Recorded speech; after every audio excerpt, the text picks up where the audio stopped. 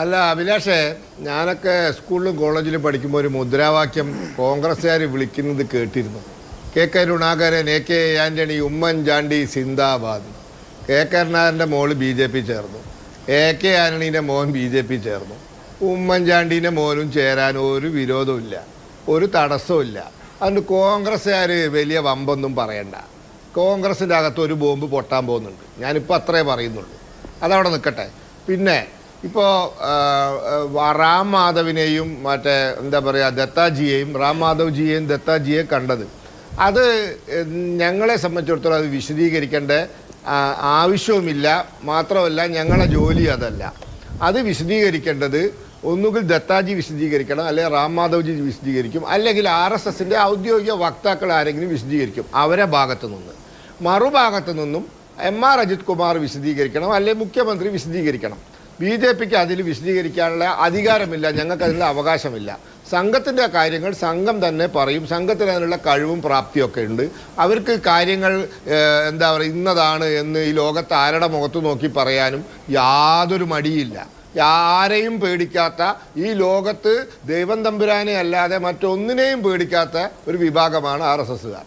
അപ്പോൾ അതുകൊണ്ട് അവർക്ക് ഇതൊന്നും വിഷയമല്ല. അപ്പോൾ സമയമാകുമ്പോൾ അവർ പറയുവാൻ താല്പര്യമുണ്ടെങ്കിൽ, എനിക്ക് അറിഞ്ഞുകൂടാ താല്പര്യമുണ്ടോ വിശദീകരിക്കാനുണ്ടോ, ഉണ്ടെങ്കിൽ അവർ പറയും. പിന്നെ ഇതിൽ യാതൊരു നിയമവിരുദ്ധതയും ഇല്ല എന്നാണ് ഞാൻ മനസ്സിലാക്കുന്നത്. നിയമവിരുദ്ധത ഇല്ലാത്തടത്തോളം കാലം ഒരു IPS ഉദ്യോഗസ്ഥനെ ചുമതലയിൽ നിന്ന് മാറ്റാൻ പറ്റില്ല.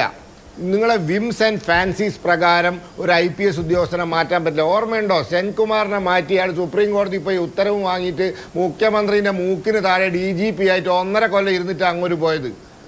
നിങ്ങളെ ഒരു വിംസ് ആൻഡ് ഫാൻസീസ് അനുസരിച്ചൊന്നും ഒരു ഉദ്യോഗസ്ഥനെ ചുമതലയിൽ നിന്ന് മാറ്റാൻ പറ്റൂല. അദ്ദേഹം സുപ്രീം കോടതി പോയ വിവരം അറിയും.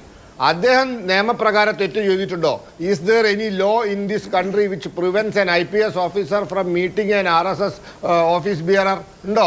ഒരു RSSൻ്റെ ഉത്തരവാദിത്തമുള്ള ആളെ കാണുന്നതെന്നും ഒരു IPS ഉദ്യോഗസ്ഥനെ വിലക്കുന്ന നിയമം ഇന്ത്യയിലുണ്ടോ? വെറുതെ സതീശൻ പൊട്ടിക്കും പോലെ ഉണ്ടയില്ല വെടി പൊട്ടിക്കല്ല. ഞാൻ നേരത്തെ അതാ പറഞ്ഞത്.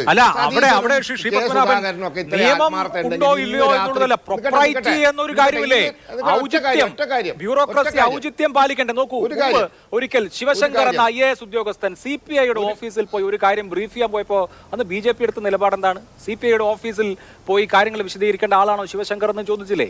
ഔചിത്യം എന്നൊരു കാര്യമുണ്ടല്ലോ. ബ്യൂറോക്രസി എന്ന് പറയുന്നത് സർക്കാരിന് കീഴിൽ നിൽക്കുമ്പോൾ പൂർണ്ണമായും സർക്കാരിന് വിധേയപ്പെട്ടും അതേസമയം തന്നെ നിഷ്പക്ഷമായും പ്രവർത്തിക്കേണ്ടതാണ്. അല്ലാതെ രാഷ്ട്രീയ പാർട്ടികളുടെയും മതസംഘടനകളുടെയും ഒക്കെ ഓർഡർ എടുക്കാനും അല്ലെങ്കിൽ അവരുടെ താല്പര്യങ്ങൾ നടത്താനും പോകേണ്ട ആളുകളാണോ ഉദ്യോഗസ്ഥർ?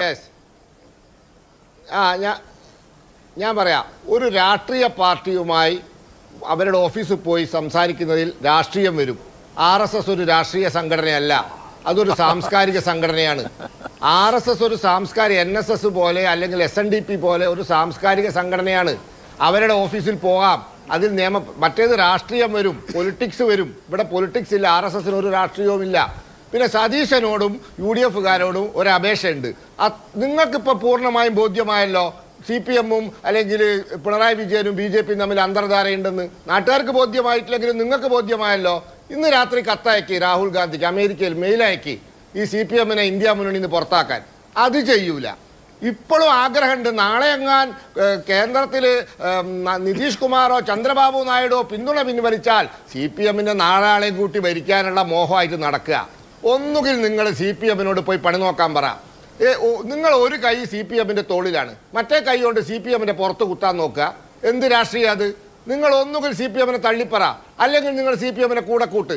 നിങ്ങൾ കേരളത്തിൽ CPM-ന്റെ ഏക സംസ്ഥാനം കേരളം. CPM-ന് 4 ലോക്സഭാ സീറ്റ്, അതിൽ 3 കോൺഗ്രസ്സുകാരുണ്ടാക്കി കൊടുത്ത. തമിഴ്നാട്ടിലെ 2 രാജസ്ഥാനിലെ സിക്കാറും. രാജസ്ഥാനിലെ സിക്കാറിൽ 2019 CPM-ന്റെ സ്ഥാനാർത്ഥിക്ക് കിട്ടിയത് 30,000 വോട്ടാ. അതേ സ്ഥാനാർത്ഥി ഇക്കൊല്ലം ജയിച്ചു, കോൺഗ്രസ്സുകാർ ജയിപ്പിച്ചു കൊടുത്ത.